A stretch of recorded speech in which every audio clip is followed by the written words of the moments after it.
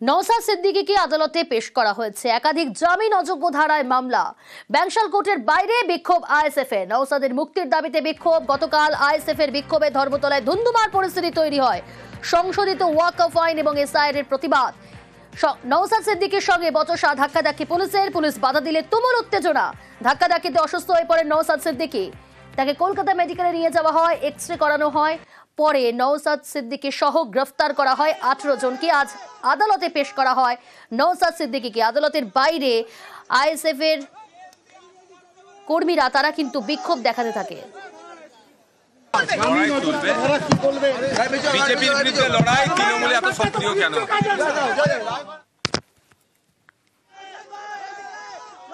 আজ নওশাদ সিদ্দিকীকে আদালতে পেশ করা হয়। একাধিক জামিন অযোগ্য ধারায় মামলা। এদিকে ব্যাংশাল কোর্টের বাইরে বিক্ষোভ আইএসএফ এর। নওশাদের মুক্তির দাবিতে বিক্ষোভ। কি পরিস্থিতি তৈরি হয়েছিল সেই মুহূর্তে আরো ডিটেল জানবো। রৌনক রয়েছে আমার সঙ্গে। রৌনক, কি পরিস্থিতি তৈরি হয়েছিল আদালত চত্বরে? দেখো, একেবারে নওশাদ সিদ্দিকীকে যখন জোড়াসাঁকো থানা থেকে ব্যাংশাল আদালতে নিয়ে আসা হয়, ঠিক তার বাইরেই কোর্ট চত্বরের বাইরে আইএসএফ যারা কর্মী সমর্থকরা রয়েছেন তারা জমায়েত করেছেন, স্লোগান শাউটিং করছিলেন।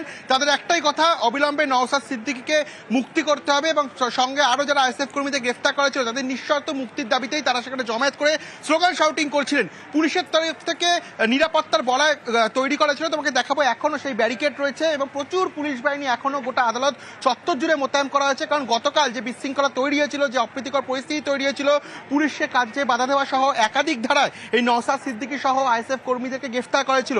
আজ যাতে সেই ঘটনা কোনো রকমের পুনরাবৃত্তি না ঘটে সেই কারণেই কিন্তু বাড়তি পুলিশ মোতায়েন করা হয়েছিল। ডিসি সেন্ট্রালে যে স্পেশাল ফোর্স, সেই স্পেশাল ফোর্স ছিল।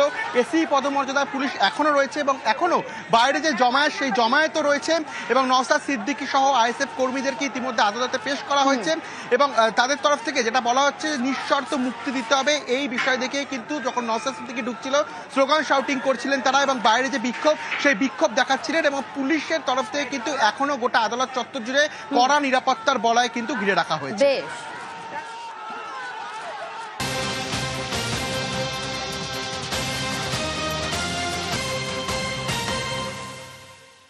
নওশাদ সিদ্দিকীকে গ্রেফতারের প্রতিবাদ। নওশাদের নিঃশর্ত মুক্তির দাবি। বসিরহাট হারোয়ায় বিক্ষোভ আইএসএফ এর।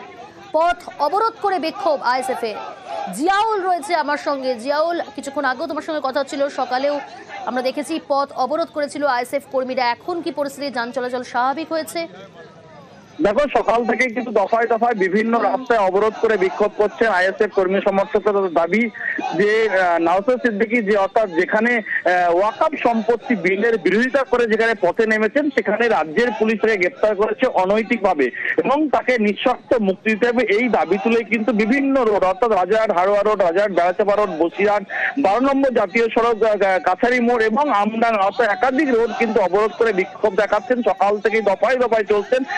একটাই দাবি, নিঃশর্ত মুক্তি দিতে হবে। কিন্তু পুলিশ আশ্বস্তর পরে অবরোধ উঠলেও পরে আবার বেশ কিছুক্ষণ পরে আবার নতুন করে অবরোধ ছিল। এই মুহূর্তে কিন্তু অধিকাংশ জায়গায় অবরোধ উঠলেও কিছুটা হলেও যানজট মুক্ত হয়েছে। ফলে ধর একটাই দাবি, যদি এই নিঃস্বার্থে মুক্তি না দেয় তাহলে আরো বৃহত্তর আন্দোলন যাবেন এমনটা হুঁশিয়ার দিয়ে রাখলেন এই যারা বিক্ষোভ অবরোধ করছেন তাদের একটা অংশ।